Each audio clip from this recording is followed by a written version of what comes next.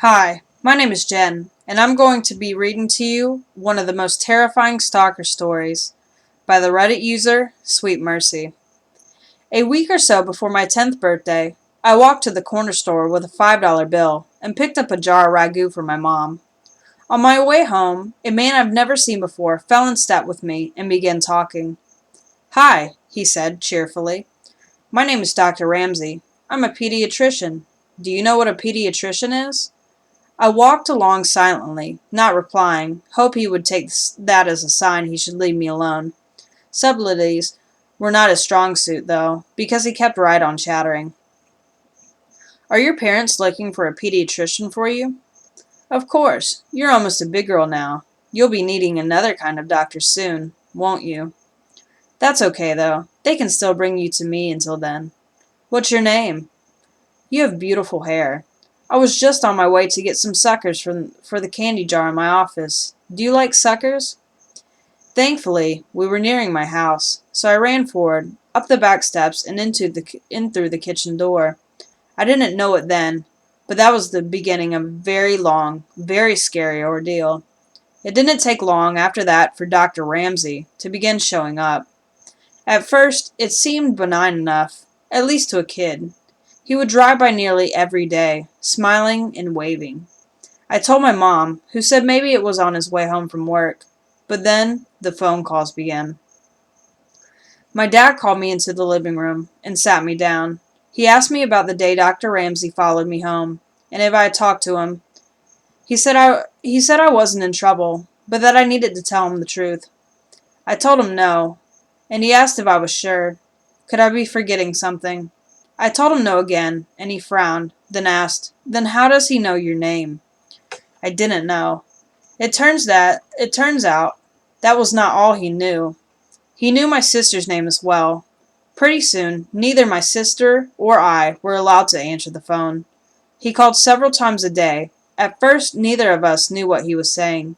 Then, one night, one of my brothers told us that he was telling my parents that he was going to hurt me, and later my sister. Things got complicated after that. My dad called the police, but as this was before there were any stalking laws, there was not a lot they could do. They told my parents to call back if he tried anything. My dad then called a friend of his from back in the day, who happened to be a cop. For the next month, my dad's friend escorted me to and from school. Suddenly, life as I knew it became screeching to a halt. I couldn't walk to school alone. I couldn't play outside. I couldn't walk to Super America, sort of like a 7-Eleven for those who don't know. When access to me was completely denied, things escalated. It was around this time he began threatening my sister as well. Then one afternoon my sister, two of my brothers, my mom, and I were in the kitchen. One of my brothers saw a glimpse of someone in the garage. They'd seen him too. Dr. Ramsey came bolting out of the garage, my brothers chasing after him. They ran all the way to Cherokee Park, where he lost them in the woods. My parents called the police again, but nothing came of it. The only information they had was a description and a name that was almost certainly fake. A couple weeks later, we woke to find our dog hanging from the side of the porch. She was a gorgeous saddleback German shepherd, born the same day I was. We were all devastated. The cop said there was no evidence it was him, and ruled it accidental, but none of us believed that. His phone calls became more informative in the meantime. He would talk about who was home and who wasn't. If my brother would say my dad was home, he would tell him who was really in the house. He also would talk about the house itself, about the window in the kitchen he could easily open with a knife from the outside, even when it was locked, and about the French doors that connected the living room to the side of the porch, and how the lock could be finagled from the outside if you jiggled it just right. The night, my dad put in some carpenter nails at the bottom of the French doors until he could get a new lock ordered. My parents had to go to a company event for my dad's work. My older brothers were at Saints West roller skating rink. My sister was on the phone with her best friend. My little brother was on the floor asleep. I was watching Devo on the midnight special with Wolfman Jack. It was late. Suddenly, the top of the French door swung inward, and in a few milliseconds before the nails in the bottom caused them to snap back, I could see his silhouette. My sister whipped the phone at the television, and we ran upstairs. About halfway up, we realized our little brother was still asleep on the living room floor. As quietly as we could, we slipped back downstairs to get him. We all went into our bedroom and didn't turn on the light. This way we could see it outside. We watched out the window for a while, and when we didn't find him, we crept down the hall to our brother's room to look. We looked down and could see someone standing at the back door. He knocked loudly. "What do you want?" my sister asked out the window. He stepped back and said, "Is this the Mercy residence?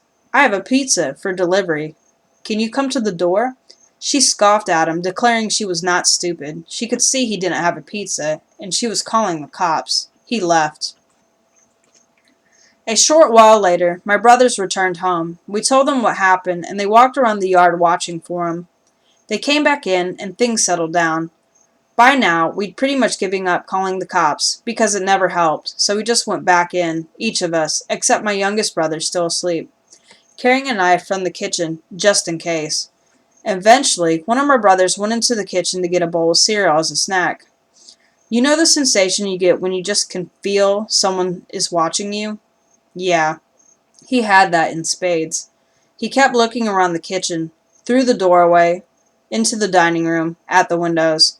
He didn't see anything, but he could still feel eyes on him, so he went closer to the door to try and see better. The kitchen lights were reflecting on the windows of the door. It had 3 rows of 3 windows, so he still couldn't see.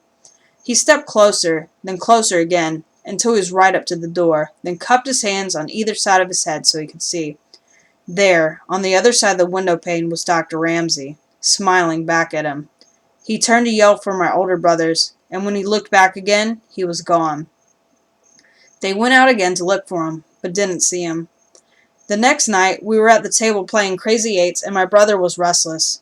My sister asked him what's wrong, and he said he always felt like any minute now there would be a boom, boom, boom on a door or a window.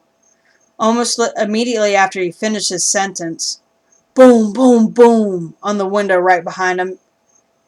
In the chaos, the 2 eldest ran out, but he was already gone. A couple of weeks later, I was at school, and we were outside in the playground during recess. I was swinging upside down when I saw that now familiar blue Ford Galaxy cruising by, moving slowly. There he was, smiling and waving. He called my name, and I ran to tell the teacher and told her. The school had been told all about him, and she took me inside right away and called my mom. That same day, my mom had gotten a call from the school office asking her to verify that my dad was picking me up, as he called to say he was on his way. He wasn't. Not long after that, I woke up one night, thirsty. I went down to the kitchen for a drink, and there, sitting alone in the dark, was my dad. On a table, a gun. He was tired of the police waiting until Dr. Ramsey tried something. He was tired of his children being terrorized. He was tired of being afraid every time we left for work that something would happen to us while he was gone. I sat with him for a time, watching, before he sent me back to bed. These events, and many more, took place over a period of around 18 months. Then, as suddenly as it began, it was over. He had vanished from our lives. The phone calls, the drive-by with the creepy waves, everything. For a long time, during and after the Dr. Ramsey days, I would have reoccurring nightmares, in which I would wake up to find him standing over me as I slept. It took a long time before I felt like a kid again. I found out years later that when he was calling, Dr. Ramsey would tell my parents that he was going to rape and kill me, and later my sister, and that there was nothing they could do about it. I don't know what happened to him when he disappeared. I don't know if he was in a car wreck, locked in prison, in a coma, but sometimes I wonder if the way ended for my dad when he was sitting in the darkened kitchen one night. I don't know, and I'm not sure if I want to.